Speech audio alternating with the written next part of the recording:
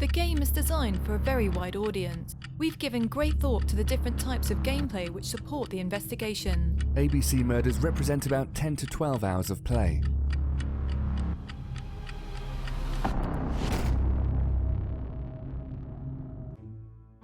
What are the different features offered by Agatha Christie, the A.B.C. murders? The work done on the game concept was essentially work on the gameplay mechanisms which best enabled the portrayal of the person of Hercule Poirot, who is a relatively strong character with very pronounced personality traits. Hercule Poirot was such an intellectual character that it was necessary to intellectualize as much as possible the game's mechanics. Hercule Poirot is not very manual, and he's even ever so slightly affected. He does not handle many objects. Everything happens in his mind.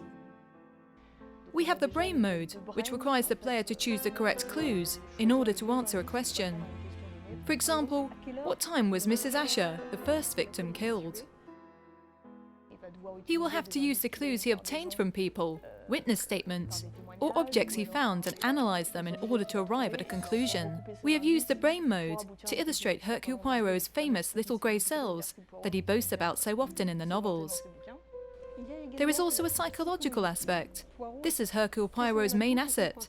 When he sees someone, he's able to deduce many things without even speaking to the person. This is portrayed through the summary mode that reveals Hercule Poirot's very sharp sense of observation. It illustrates the fact that he always has a slightly psychological analysis of the characters he observes. Thus, he is able to deduce whether the person he is speaking to is sad, or if a comment or a remark has had an effect on him. We also have the interrogation mechanism, commonly found in investigation games, where you are face to face with a character and you have to choose the correct response in order to obtain the maximum amount of information. We also have a puzzle mechanism, in which objects are handled with a view to revealing the mysteries they hold.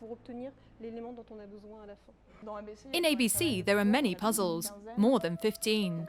At these moments, the player will be required to interact closely with objects.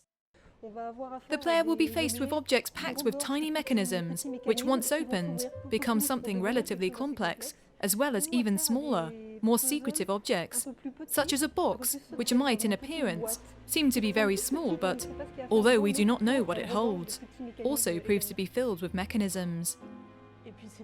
These puzzles will require several types of skills from players. Some puzzles are based more on observation, and you have to turn the object in all directions in order to find information or instructions engraved on it. There are also puzzles that require more thought, with enigmas helping you understand how a mechanism works in order to be able to activate it. All these puzzles can be found in the scenery and on a relatively large variety of objects.